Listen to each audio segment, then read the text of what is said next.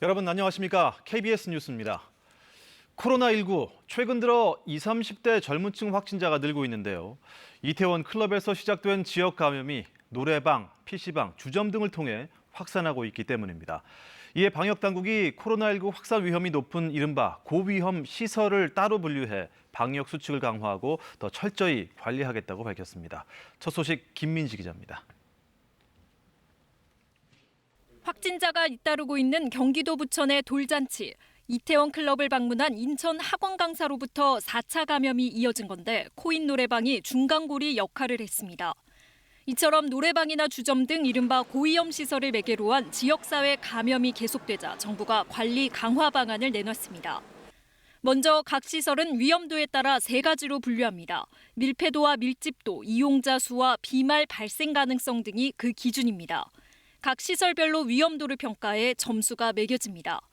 이런 평가 결과가 반영돼 헌팅 포차와 감성주점, 노래 연습장, 실내 체육시설 등 모두 9곳이 고위험 시설로 분류됐습니다. 고위험 시설에서 반드시 지켜야 할 핵심 방역 수칙도 마련됐는데 사업주와 이용자 모두 해당됩니다. 사업주는 출입자 명단 작성과 증상 체크, 영업 전후 소독 등을 해야 하고 이용자는 정확하게 이름과 연락처를 써야 합니다.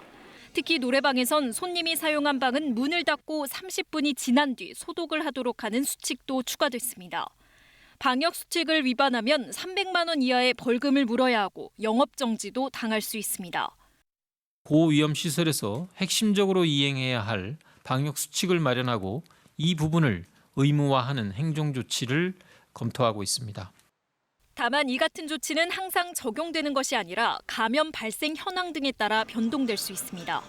정부는 또 고위험 시설 대상 시설도 가능한 최소화한다는 방침으로 학원과 PC방 등은 중위험 시설로 분류했습니다. KBS 뉴스 김민지입니다. 앞서 보신 고위험 시설 중 술과 노래가 함께하는 단란주점은 방역 수칙을 잘 지키고 있을까요? 서울시와 경찰이 합동으로 둘러봤습니다. 오대성 기자가 단속 현장을 동행 취재했습니다. 합동 단속반이 지하에 있는 한 단란주점으로 들어갑니다. 이 수칙을 이행하면서 영업하는지 그래서 저희가 한번 확인해 봤거든요.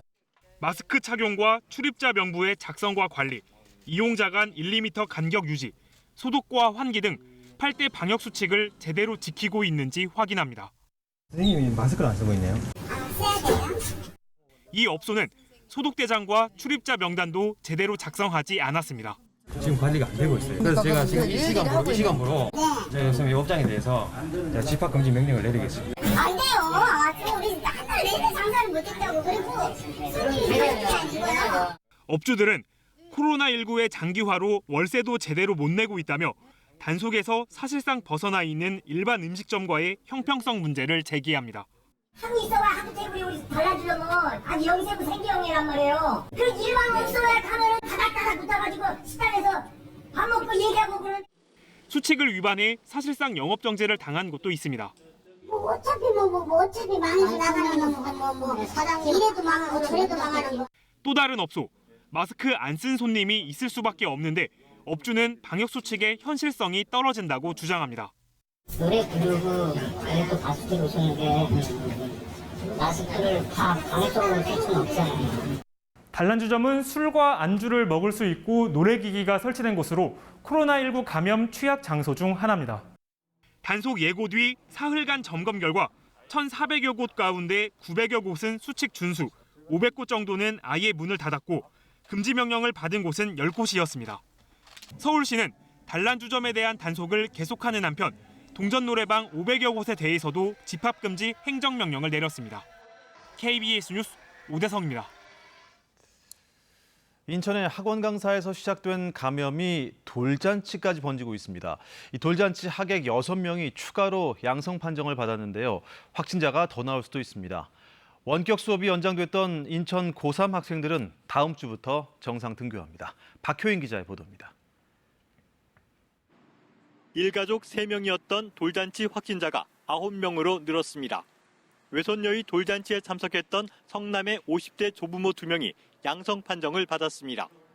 서울 광진구의 50대 여성과 함께 경기도 고양, 부천, 시흥 등 하객 4명이 확진됐습니다. 학원 강사발 감염이 수강생과 돌잔치 사진사에 이어 4차 감염으로 계속 확산되고 있습니다.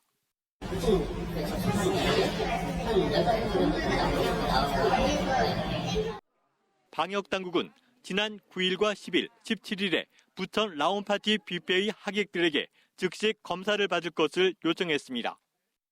돌잔치에 참석한 다른 하객들에 대한 검사가 계속 진행되고 있어 확진자가 더 나올 가능성도 남아 있습니다. 원격 수업이 연장됐던 인천의 66개 고등학교의 고3 학생들은 다음 주 월요일부터 정상적으로 등교할 수 있게 됐습니다. 교육당국은 학생 확진자가 더 이상 발생하지 않았고 추가 확진자도 통제할 수 있는 상황이라고 판단했습니다. 동전 노래방을 다녀온 학생들에게 빨리 검사를 받게 한 체육관 대표 등 방역당국과 주변 사람들의 유기적인 협조가 큰 역할을 했습니다. 바로 가서 보건소 빨리 가라고, 빨리 가서 검사 받고 그리고 나서 결과 보고 그때부터 운동해도 되지 않냐고. 그래서 제가 바로 그날 보냈고요. 교육당국은 학교 내 추가 감염을 막기 위해 24시간 비상 대기에 들어갔습니다. KBS 뉴스 박효윤입니다. 검찰이 신천지에 대해 어제 전격적으로 압수수색을 했습니다. 신도 명단 등을 확보해 방역 예방법을 위반했는지 조사하고 있는데요. 이만희 총회장의 횡령 혐의에 대해서도 강력히 조사하겠다는 방침입니다. 이승재 기자입니다. 신천지 총회 본부에 마스크를 쓴 수사관들이 들어갑니다. 신천지에 대한 검찰의 첫 강제 수사입니다. 검사와 수사관 100여 명은 가평 평화의 궁전과 부산과 광주 등 전국 신천지 시설을 압수수색했습니다. 신천지 피해자 연대가 이만희 총회장을 고발한 지 3개월 만입니다. 교주 이만희를 구속하고 수사하라! 검찰은 우선 감염병 예방법 위반 혐의를 조사할 방침입니다. 신천지 주장과 달리 정부 역학조사를 의도적, 조직적으로 방해했는지 살펴보기 위해서입니다. 고의적인 것은 아니지만 많은 감염자가 나왔습니다. 그래도 최선의 노력을 했습니다. 이번 압수수색에서 추가로 확보한 신도 명단이 신천지가 방역당국에 제출했던 명단과 일치하는지를 확인할 계획입니다. 신천지 시설에선 고의로 누락한 곳이 있는지를 조사해 코로나19 확산 원인과의 연관성도 조사할 방침입니다. 이 총회장의 횡령 혐의에 대한 조사도 본격적으로 진행됩니다. 2인자로 활동했던 김남희 씨 명의로 100억 원대가 넘는 재산을 취득하는데 수사의 초점이 맞춰져 있습니다. 특히 압수수색을 통해 확보한 장부와 회계자료에서 헌금 등으로 조성된 수백억 원대의 현금이 어디에 어떻게 쓰였는지까지도 조사할 계획입니다. 검찰은 압수수색에 이어 이 총회장 소환 조사 시기를 조율하고 있습니다. KBS 뉴스 이승재입니다. 전 세계에서 오로지 중국만을 제외한 반중국 경제 블록을 만들자며 미국이 구상하고 있는 것이 경제 번영 네트워크 EPN입니다. 미국 국무부 차관이 지난해 이미 우리나라에게 이에 대해 이야기했다고 뒤늦게 밝히면서 동참 압박에 나섰는데요. 우리나라의 고민이 커지고 있습니다. 최영윤 기자가 보도합니다. 지난해 11월 서울에서 열린 한미 고위급 경제협의회. 미국 측 수석 대표는 키스 크라크 국무부 경제차관, 우리나라의 경제번영 네트워크 EPN 참여를 압박하는 인물입니다. 당시에는 경제협력 확대 강화라는 공동선언 정도만 보도됐지만 이번에는 당시 한국에 EPN에 대해 언급했다고 밝혔습니다. We talked about the Economic Prosperity Network initiative to unite countries like the United States and the Republic of Korea. It's to expand and diversify supply chains that protect people in the free world. 한국은 미국의 위대한 동맹이다. 양국 국민은 공동의 가치를 공유한다고도 강조했습니다. 당장 미국이 추진 중인 5G 클린패스 구상 참여가 시험대입니다. 중국 화웨이 통신 장비를 사용하지 말라는 건데 어떻게 결정하든 갈등을 피하기 힘듭니다. 김현종 국가안보실 2차장은 미국 대선을 앞두고 미중 간 갈등이 격화되고 있어 고민스럽다고 토로했습니다. 개방된 세계화, 그 다자 협력의 모습, 그리고 법치, 그 민주적인 질서를 얘기하는 거죠. 그런 원칙에 따라서 사안별로 좀 대처를 해나가는 방법이 가장 지금 현실적이다라고 생각을 합니다. 외교부는 조만간 외교전략 조정회의를 열 방침입니다. 미중 사이 줄타기 묘수를 찾기가 간단치 않아 보입니다. KBS 뉴스 최영윤입니다. 경비원 고 최희석 씨에게 폭언과 폭행을 한 혐의를 받고 있는 아파트 입주민이 구속됐습니다. 재판부는 증거인멸과 도망의 우려가 있다고 판단했습니다. 김세희 기자의 보도입니다. 경비원 고 최희석 씨에게 폭언과 폭행을 한 혐의를 받고 있는 입주민 신모 씨가 구속됐습니다. 재판부는 증거인멸과 도망 우려가 있다며 구속영장을 발부했습니다. 심 씨는 지난달 21일 서울 강북구의 한 아파트에서 이중 주차된 자신의 차량을 경비원 최 씨가 움직였다는 이유로 다퉜습니다. 그 뒤 최 씨에게 수차례 폭언과 폭행을 한 혐의를 받고 있습니다. 경찰 조사에서 혐의를 대체로 부인한 것으로 전해진 심 씨는 기자들에게 입장문을 보내 경찰의 짜맞추기 수사가 있었다며 억울하다고 주장하기도 했습니다. 하지만 어제 오전 영장 실질 심사를 받은 뒤에는 취재진의 질문에 아무런 답을 하지 않았습니다. 쌍방 폭행이라고 주장하시는 건 오늘도 그렇게 주장하셨나요? 유가족들한테 하실 말씀 없습니까? 유족은 심 씨를 향해 분통을 터뜨렸습니다. 내 동생 살려내! 아파트 입주민 130여 명은 심 씨를 엄중 처벌해달라며 지난 주말 경찰에 탄원서를 제출했습니다. 이어 어제 고 최희석 경비노동자 추모 모임도 구속과 엄중 처벌을 촉구하는 시민 1,500여 명의 탄원서를 법원에 제출했습니다. 최희석 씨 유족들은 형사처벌 여부와 별도로 심 씨를 상대로 손해배상 청구 소송을 제기하기로 했습니다. KBS 뉴스 김세희입니다. 법원이 뇌물수수 등의 혐의로 재판에 넘겨진 유재수 전 부산시 경제부시장에 대해 집행유예를 선고했습니다. 뇌물수수 혐의에 대해서는 대부분 인정됐지만 금액이 많지 않고 유 씨에게 부정한 청탁이 있었거나 이들 기업에 혜택을 제공했다고 보기 어렵다는 이유입니다. 조혜진 기자가 보도합니다. 뇌물수수 등의 혐의로 구속 기소된 유재수 전 부산시 경제부시장. 서울 동부지법 형사 11부는 유 씨의 징역 1년 6개월에 집행유예 3년, 벌금 9천만 원을 선고했습니다. 추징금도 4,200여만 원이 나왔습니다. 이에 따라 유 씨는 구속된 지 6개월 만에 석방됐습니다.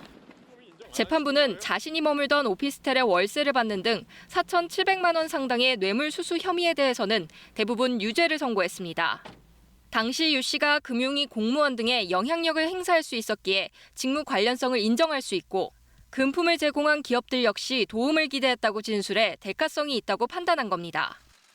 다만 동생이 취업한 기업이 금융위원장 표창을 받은 것은 부정한 청탁이 있었다고 보기에는 증거가 부족하다며 무죄로 판단했습니다. 재판부는 유 씨의 행위는 비난 가능성이 적지 않지만 사적인 친분 관계를 고려할 때 뇌물 액수가 크다고 단정하기 어렵다며 집행유예 이유를 설명했습니다. 유 씨 측 변호인은 대가성이 없는 금품 수수였다며 항소하겠다고 밝혔습니다. 유 전 부시장 비위 혐의와 관련한 청와대 감찰무마 의혹과 관련해서는 당시 청와대 민정수석이었던 조국 전 법무부 장관과 백원우 민정비서관 등이 기소돼 별도의 재판이 진행 중입니다. 유 씨에 대해 1심 법원이 유죄로 판단하면서도 뇌물 액수가 크지 않다고 밝혔는데 조 전 장관 재판에 어떤 영향을 끼칠지 주목됩니다. KBS 뉴스 조혜진입니다. 직원 성추행 사건으로 사퇴한 오거돈 전 부산시장이 부산경찰청에 비공개로 출석해 14시간 동안 조사를 받고 돌아갔습니다. 오 전 시장은 어젯밤 10시쯤 부산경찰청 출입구를 나오며 부산 시민 여러분에게 실망을 끼쳐드려서 죄송하다면서 특히 피해자분에게도 죄송하게 생각합니다라고 말했습니다. 또 대기하던 취재진들에게 경찰 조사에 충실히 임하고 있다고 입장을 밝혔습니다. 오 전 시장은 사퇴 시기를 조율했는지 사건을 무마했는지 등의 의혹에 대해서는 죄송하다라고만 답변했습니다. 또 추가 성추행 의혹에 대해서는 그런 건 없는 것으로 알고 있습니다라고 해명했습니다. 98명을 태운 파키스탄 국제항공 여객기가 어젯밤 파키스탄 남부 카라치 진나공항 인근 주택가에 추락했습니다.